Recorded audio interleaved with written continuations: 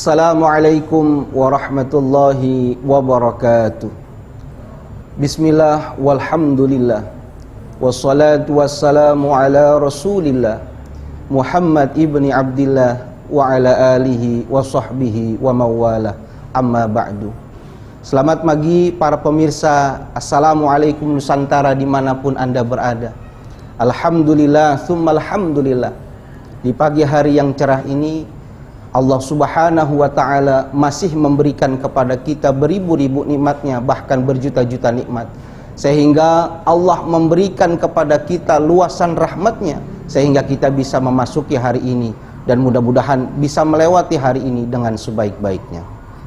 Para pemirsa yang dimuliakan Allah subhanahu wa ta'ala, seandainya saya memberikan kepada para pemirsa semua, termasuk ke para kru, sebuah kertas dan sebuah ballpoint untuk menjawab satu pertanyaan yang akan saya sampaikan, maka saya yakin sebelum ibu menjawab, saya yakin maka jawabannya pasti sama sekalipun redaksinya berbeda.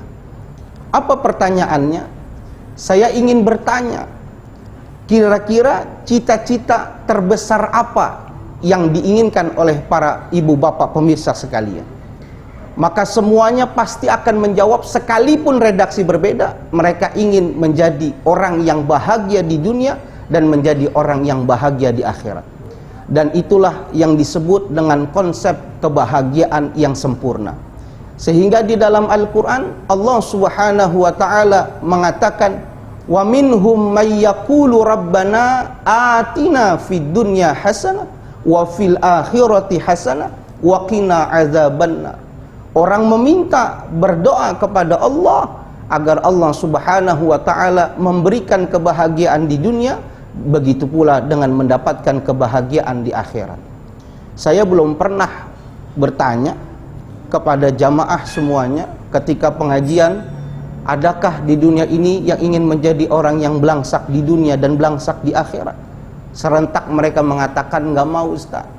Bahkan orang yang di dunianya saja sudah diuji dengan kemiskinan, dengan berbagai macam musibah, ketika bangun di malam hari dia berdoa kepada Allah subhanahu wa ta'ala, maka di dalam doanya dia mengatakan, ya Rabb, tidak apa-apa di dunia ini kau berikan aku dengan berbagai macam ujian dan cobaan, tapi ku berharap ya Rabb, dengan menerimanya aku dengan ujian ini, mudah-mudahan dijadikan pahala agar aku bisa mendapatkan kebahagiaan nanti di negeri akhirat.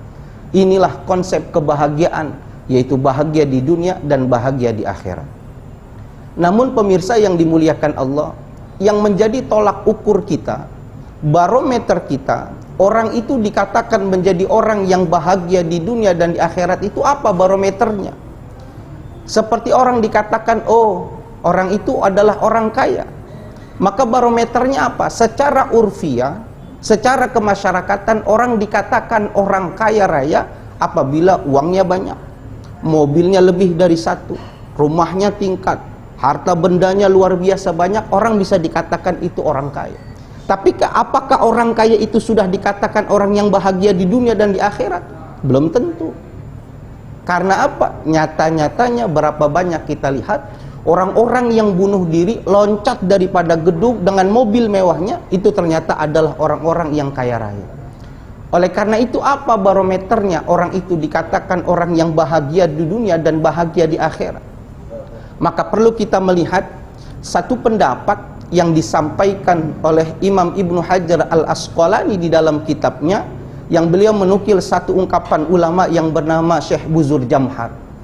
Apa yang Syekh Buzur Jamhar katakan? Beliau mengatakan, sittu khisalin ta'dilu jami'ad dunya. Ada 6 hal yang apabila 6 hal itu dimiliki seseorang di dunia akan memberikan efek kebahagiaan di akhirat. Apa di antara ke-6 itu? Yang pertama, at-ta'amul mari, ay at-ta'amul laziz, yaitu makanan yang lezat, makanan yang nikmat, yang dapat dinikmati daripada nikmatnya makanan itu. Kalau kita bisa menikmati satu makanan hidangan yang enak, satu hidangan yang luar biasa rasanya dan bisa dirasakan dengan lidah, maka kita sudah mendapatkan 1/6 daripada kebahagiaan di dunia dan memberikan efek di negeri akhirat. Tapi saudara, hal ini jangan disepelekan. Kenapa demikian? Ternyata tidak semua orang bisa merasakan kenikmatan daripada makanan itu sendiri. Di daerah Jakarta ada satu tempat, satu majelis taklim. Ketika gurunya selesai menyampaikan pengajian, maka salah seorang jamaahnya datang.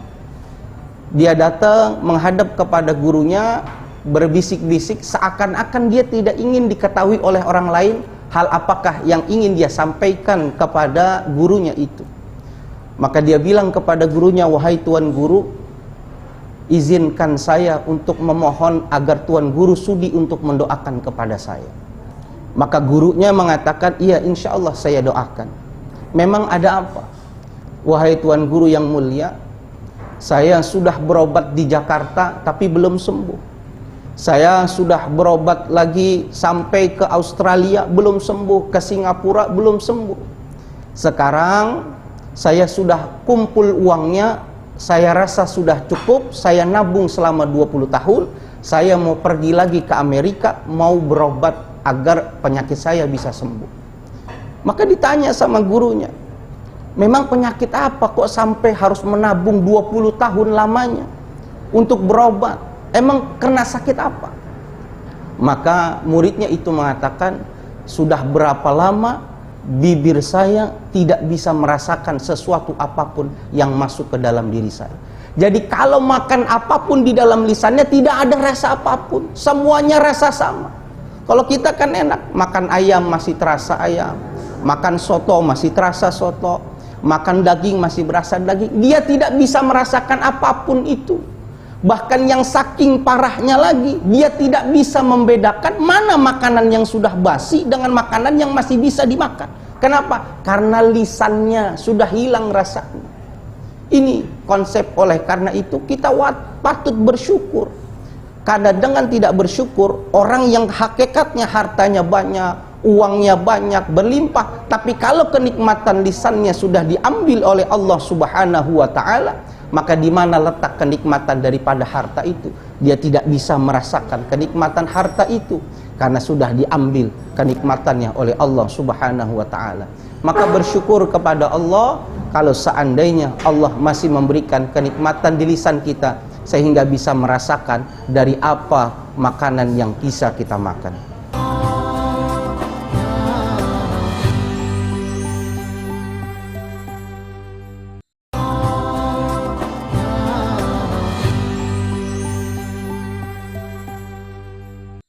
Yang kedua, kebahagiaan seseorang bisa dikatakan bahagia di dunia dan bahagia di akhirat apabila memiliki kriteria yang kedua. Apa? Al-waladu salih, kata Imam Buzur Jamhar, dia memiliki seorang anak yang salih. Kenapa? Seandainya sosok seorang orang manusia atau sosok orang tua diberikan satu pilihan oleh Allah, mau kuberikan kau seorang anak yang salih dan salihah, atau kuberikan dengan harta yang banyak, maka kita orang Islam pasti memilih lebih baik diberikan anak yang solih dan solihah ketimbang diberikan harta yang banyak. Kenapa? Karena hanya anak solih dan solihah itulah yang mengerti bagaimana caranya berterima kasih kepada kedua orang tua. Apa makna solih itu, saudara? Al-Imam Al-Fayyumi di dalam kitabnya menjelaskan, as-salihu al-qaimu bihuquqillah wa huquqi khalqi. Salih itu adalah orang yang menjalankan hak-hak Allah dan menjalankan hak-hak manusia, terlebih hak-haknya kepada kedua orang tuanya. Ibadahnya bagus kepada Allah, salatnya bagus, puasanya bagus, zakatnya bagus, dan hubungan kepada manusianya juga bagus, terlebih hubungan kepada ibu dan bapaknya, maka baru dikatakan orang itu disebut dengan sebutan soleh. Kalau tidak kriteria itu, jangan nama soleh, ganti apa nama yang pantas buat anak-anak yang tidak memenuhi kriteria itu. Anak yang soleh inilah yang menjadi kebahagiaan yang besar bagi setiap orang tua. Karena mohon maaf, beribu maaf saya sampaikan, belum tentu orang tua yang memiliki anak kaya raya bisa membahagiakan hati daripada orang tuanya itu? Mohon maaf, belum tentu. Perlu kita ambil hikmah dan pelajaran bagi saya, bagi pemirsa semuanya.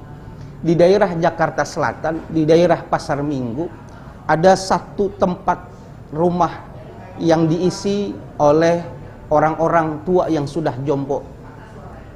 Siapa mereka yang tinggal di sana? Siapakah mereka yang hidup di sana? Mohon maaf beribu maaf, yaitu orang-orang daerah yang dahulu di kampungnya dia bukan siapa-siapa, bukan orang hebat. Mereka di sana hanyalah seorang petani, seorang pedagang, tetapi ingin mengadu nasib ke Jakarta. Dia siapkan bekal yang cukup, lalu dia pergi ke Jakarta, mengadu nasib di Jakarta dan menjadi orang yang berhasil di Jakarta. Ketika dia sudah sukses dengan usahanya, sudah berhasil dengan pekerjaannya, maka berita kesuksesannya ini terdengar oleh ibu bapaknya di kampung. Maka ketika seorang ibu, seorang bapak mendengar anak yang dahulu dia rawat dengan baik di Jakarta menjadi orang yang sukses, maka hal pertama yang dia lakukan, dia jual harta rumahnya, dia jual harta bendanya, dia milikin uang itu buat apa? Buat dia belikan tiket dan buat bekal nyusul anaknya ke Jakarta. Ketika sudah sampai di Jakarta, datang tanpa memberikan kabar, maka anak laki-lakinya kaget. Kenapa ke Jakarta? Nanti kan bisa dikirim uangnya. Kenapa ke sini? Kenapa? Karena dia malu. Orang tuanya yang datang dari kampung menggunakan pakaian yang tidak pantas, dengan pakaian yang sudah tidak mengikuti zaman saat ini. Terlebih belum tentu bisa diterima oleh istrinya dan ibu mertua dan ayahnya. Sehingga membuat dirinya kaget dan merasa malu. Ibu bapaknya datang mengunjungi dirinya di Jakarta. Maka dengan ringan ibu dan bapaknya mengatakan, wahai anakku, ayah sama ibu pengen tinggal di sini, pengen bareng, pengen kumpul dengan kamu, pengen kumpul dengan istrimu dan anak-anakmu. Akan tetapi anak itu merasa berat, karena bisa jadi istrinya tidak bisa menerima. Bahkan ketika sudah tinggal di situ, tidak satu kali dua kali istri dan ibunya bertengkar.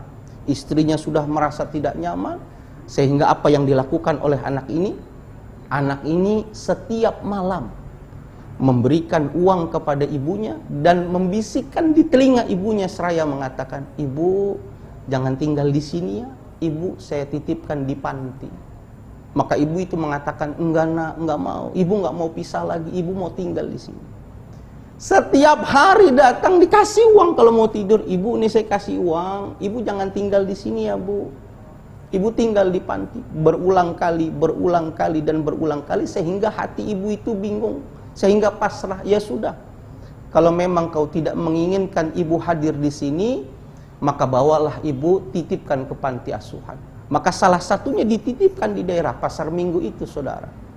Maka satu ketika saya mengunjungi ke sana, dilihat ada sosok ibu-ibu yang punya bantal dua. Orang biasanya yang tinggal di situ dikasih bantal cuma satu, tapi ibu ini bantalnya dua. Maka ditanya, wahai ibu, mohon maaf, ibu bantalnya dua, yang lain satu, kok bisa? Maka dengan ringan mengatakan, Pak Ustadz, maaf, ini bukan bantal. Lalu apa ibu? Ini isinya sprei. Bantal ini isinya adalah amplop berisi uang yang setiap bulan dikirimi anak saya buat diri saya. Saya pengen kumpulkan uang ini, tidak pernah saya sentuh, bahkan tidak pernah saya gunakan. Tujuannya kalau saya nanti meninggal dunia, anak saya ambil lagi uang itu, biar dia tahu dan sadar sesungguhnya saya tidak bahagia dengan harta pemberian yang dia berikan. Saya malu, saya kecewa ketika anak saya tidak mau merawat saya di hari tuanya. Saya kecewa, saya ingin anak itu tahu. Yang lebih sedihnya lagi, saudara, ada sahabat dari ibu ini belum lama meninggal dunia.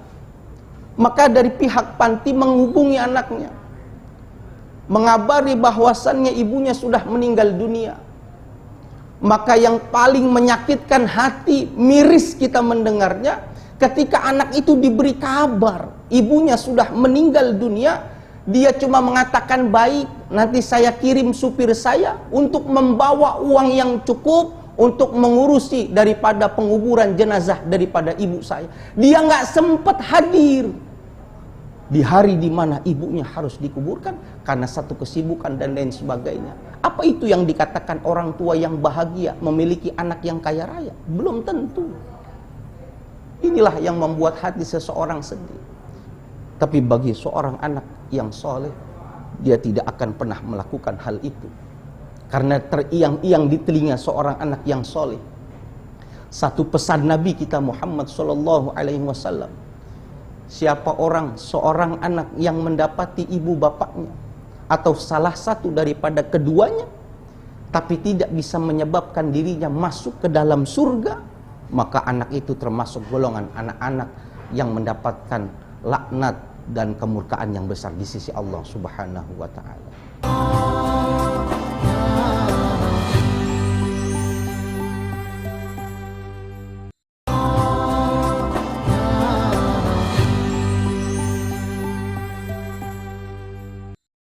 Ini membuat pelajaran buat kita.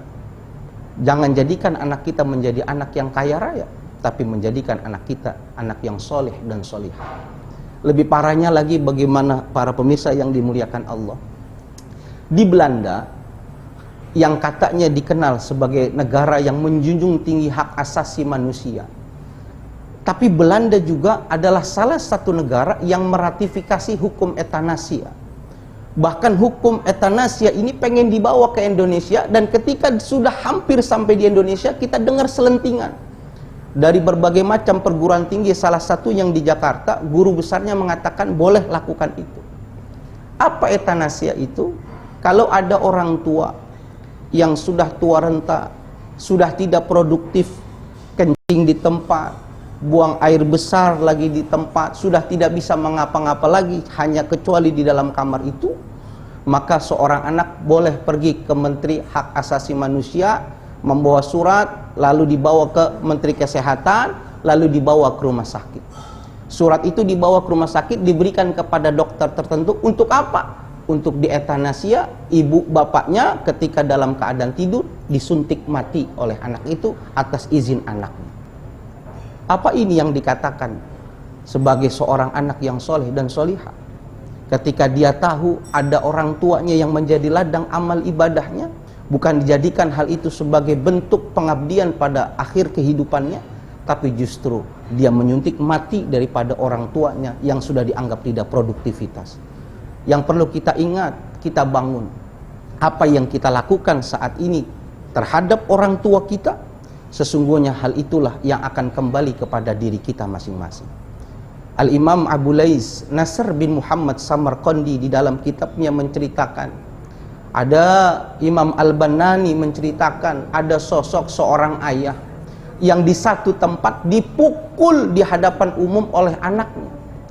Bahkan dipukulnya bukan satu kali, berulang kali dipukul sama anaknya di depan khalayak umum. Tapi ayahnya tidak membalas. Ketika saat itu ditanya oleh Imam Al-Banani, kenapa kau diem saja, tidak menghindar pukulan daripada anakmu yang membuat kau sakit dan malu di hadapan khalayak ramai? Maka ayah itu mengatakan, mungkin ini hukuman yang Allah berikan kepadaku, karena di tempat ini jugalah aku pernah memukul ayahku sehingga jatuh, sehingga aku tidak menyalahkan anakku, karena ini bagian daripada penebusan daripada dosa-dosaku. Oleh karena itu, berlakulah baik kepada kedua orang tua kita, karena hal yang kita lakukan kebaikan itu akan kembali kepada kita dan menularkan kepada anak-anak kita. Para pemirsa yang dimuliakan Allah Subhanahu wa ta'ala, maka yang ketiga, apabila kita memiliki hal ini di dunia, maka kita akan mendapatkan kebahagiaan pula efeknya di akhirat.